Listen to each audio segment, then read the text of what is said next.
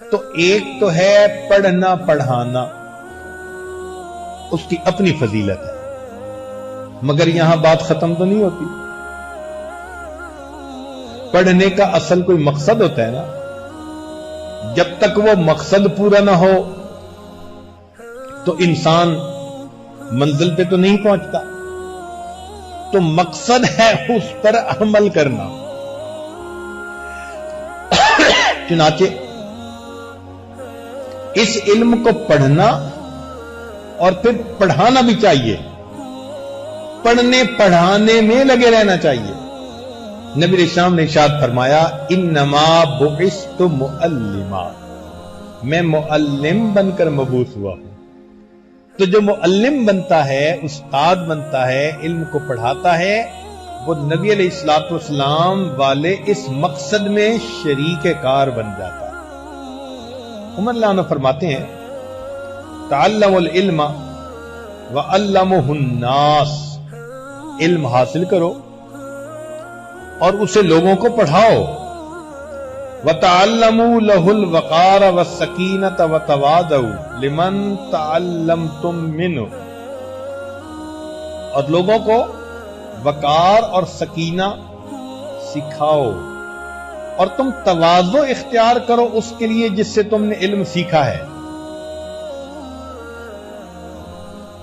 وَلَا تَكُونُوا جَبَابِرَةَ الْعُلَمَاءِ، اور تم جابر علماء میں سے نہ بنو۔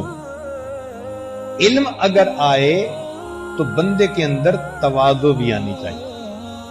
جس درخت کی شاخ پر زیادہ پھل ہوتا ہے وہ شاخ زیادہ جھک جاتی ہے۔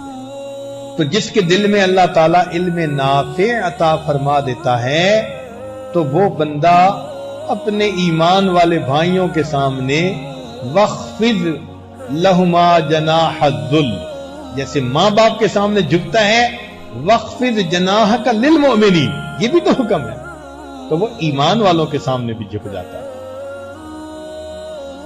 ابو ہریرہ رضی اللہ عنہ فرماتے ہیں ان احدا لا یولد عالما والعلم بالتعلم، کہ کوئی بھی بندہ عالم پیدا نہیں ہوتا ماں کے پیٹ سے، علم تو پڑھنے پڑھانے سے ملتا ہے۔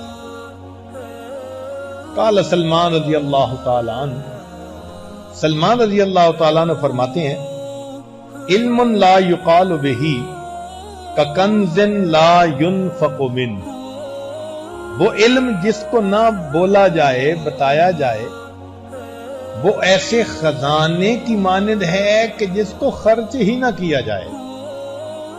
قال فضیل ابن غزوان رحمہ اللہ كنا نجلس انا وابن شبرمۃ والحارث الاکلی والمغیرہ والقعقاع ابن یزید، چند لوگ تھے جن کا وہ نام لے کر فرماتے ہیں کہ ہم سارے لوگ بیٹھ کر آپس میں نتذاکر الفقہ، فقہ کے بارے میں مذاکرہ کرتے تھے، مسائل شریعت کے بارے میں۔ فربما، کئی مرتبہ ایسا بھی ہوتا، لم تقم، ہم مجلس سے کھڑے نہیں ہوتے تھے، حتی نسمع النداء لصلاۃ الفجر، حتیٰ کہ ہم فجر کی اذان کی آواز سن لیا کرتے تھے۔ ساری رات علم کے مذاکرے کے اندر ان کی گزر جایا کرتی تھی۔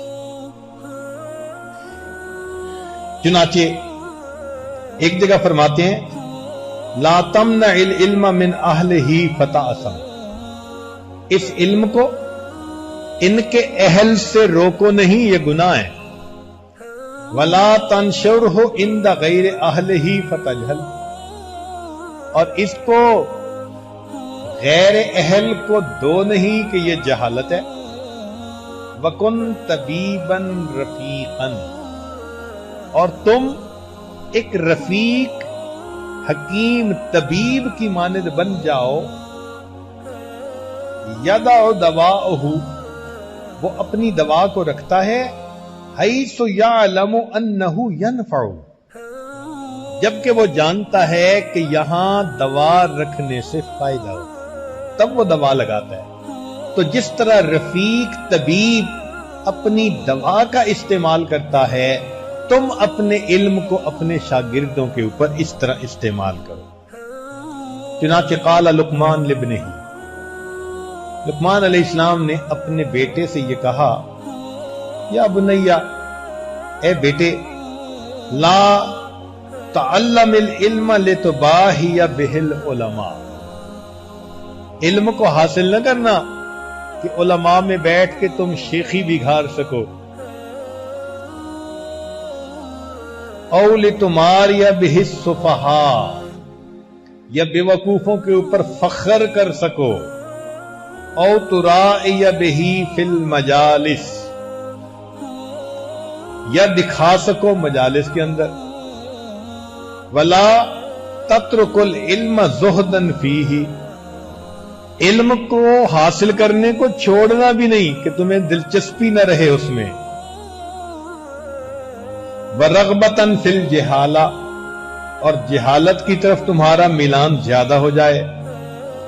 یا بنیا، اے بیٹے، اختر المجالس علی عینک، اپنی ذات پر مجالس کو اختیار کرو، وَإِذَا رَأَيْتَ قَوْمًا يَذْكُرُونَ اللَّهَ فَاجْلِسْ مَعَهُمْ، جب تم کسی جماعت کو دیکھو کہ اللہ کا ذکر کر رہی ہے تو تم اس کے ساتھ جا کر بیٹھو۔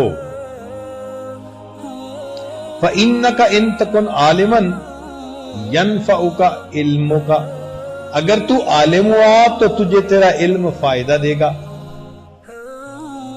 وَإِن تَكُ جَاهِلًا يُعَلِّمُكَ، اور اگر تو جاہل ہوا تو وہ تجھے علم سکھا دیں گے۔ وَلَعَلَّ اللَّهَ أَن يَطَّلِعَ عَلَيْهِمْ بِرَحْمَةٍ،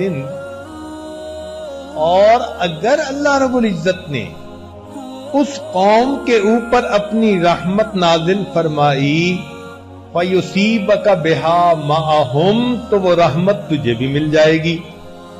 وَإِذَا رَأَيْتَ قَوْمًا، اور اگر تم کسی ایسے لوگوں کو دیکھو، لا یذکرون اللہ، کہ وہ اللہ کا ذکر نہیں کر رہے، فلا تجلس معہم، ان کے پاس مت بیٹھو، فإنک ان تکن عالما لا ینفعک علمک، اگر تو عالم ہے تو تیرا علم تجھے کوئی فائدہ نہیں دے گا ان غافلوں کے پاس بیٹھنے سے۔ وَإِن تَكُ جَاهِلًا زَادُوكَ غَيًّا، اور اگر تو جاہل ہے، زادو کا غیا، تو تیری گمراہی اور بڑھ جائے گی، او ایا، یا تیری جہالت بڑھ جائے گی۔ جیسے فرمایا نا، شفاء الای السؤال، کہ نہ جاننے کی شفا سوال پوچھنے میں ہے، تو جہالت اس سے مراد۔ وَلَعَلَّ اللَّهَ يَطَّلِعُ عَلَيْهِمْ بِعَذَابٍ فَيُصِيبَكَ مَعَهُمْ، اور اللہ کا اگر ان غافلین پر عذاب آ گیا تو پھر وہ عذاب تجھے بھی پہنچ کر رہے گا۔ تو معلوم ہوا کہ ہمیں اللہ والی مجالس میں شریک ہونا چاہیے، اور غفلت کی مجالس سے ہمیں اپنے آپ کو الگ رکھنا چاہیے۔ چنانچہ مجاہد رحمت اللہ علیہ فرماتے ہیں، لا يتعلم العلم مستحم ولا مستكبر،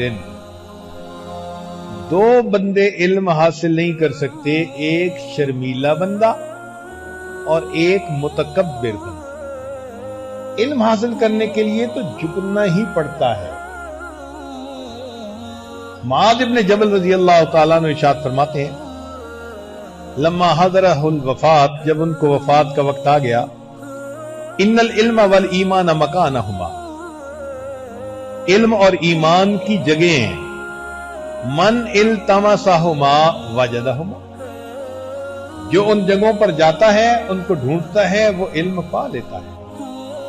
قال ذالک ثلاث مرات، 3 مرتبہ انہوں نے یہی کہا۔ والتمسوا العلم عند 4 رہط، تو معاذ ابن جبل فرماتے ہیں کہ 4 علماء سے علم حاصل کرو. گویا ان کے زمانے میں صحابہ میں سے یہ 4 صحابی اعلم کی حیثیت رکھتے تھے اور لوگ اپنے سوال کے پوچھنے میں ان کی طرف رجوع کرتے تھے. وہ کون کون سے؟ اند اویمر ابی دردا سے پوچھو، و اند سلمان الفارسی، یہ ہمارے سلسلہ عالیہ کے بزرگ ہیں. ان کو اللہ نے اتنا علم دیا تھا، اتنی فقاہت دی تھی. تو غور کیجئے کہ معاذ ابن جبل لانو اپنی وفات کے وقت وصیت فرماتے ہیں کہ ان سے میرے بعد علم حاصل کر لیں. وَعِنْدَ عبد اللہ ابن مسعود وَعِنْدَ عبد اللہ ابن السلام. قال الاوزاعی، اوزاعی رحمت اللہ علیہ فرماتے ہیں کان هذا العلم کریما یتلاقاہ الرجال.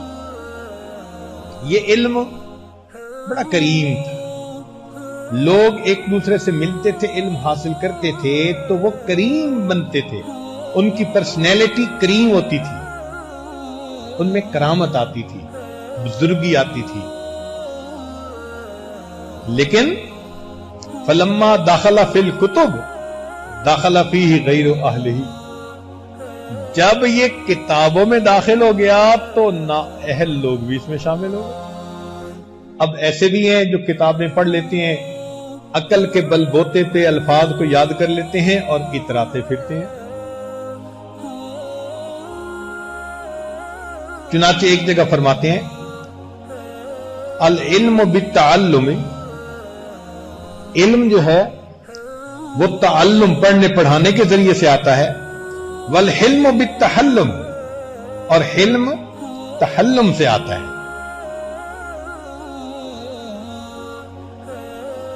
چنانچہ جب انسان کا علم بڑھے تو اس انسان کا حلم بھی بڑھنا چاہیے. حلم کو آج کی زبان میں آپ برداشت سمجھ لیں، آسان لفظ میں. تو جس بندے کا علم بڑھتا جائے اس کی برداشت بھی بڑھتی جانی چاہیے، ورنہ کئی مرتبہ ذرا سی بات پہ آگے سے فتووں کی زبان شروع ہو جاتی ہے، اگلے کا ایک لفظ جو ہے وہ برداشت نہیں ہوتا.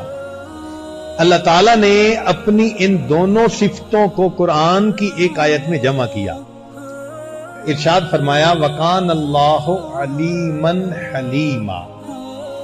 تو علم اور حلم جب دونوں اکٹھے ہو جاتے ہیں تو اس میں خوبصورتی آ جاتی ہے. لہذا عالم بھی ہو اور پھر ظرف بھی بڑا ہو، قوت برداشت بھی بڑی ہو. فرماتے ہیں لا یزال الناس بخیر ما اتاہم العلم من اصحاب رسول اللہ ومن اکابرہم. انسانوں سے خیر ختم نہیں ہو سکتی جب تک وہ علم حاصل کریں گے نبی علیہ السلام کے صحابہ سے اور اپنے بڑوں سے.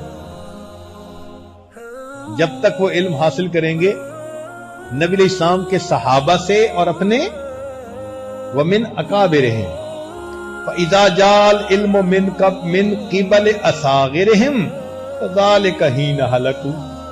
اور جب علم چھوٹوں کی طرف سے آنا شروع ہو جائے گا یہ ہوگا جب وہ ہلاک ہو جائیں گے.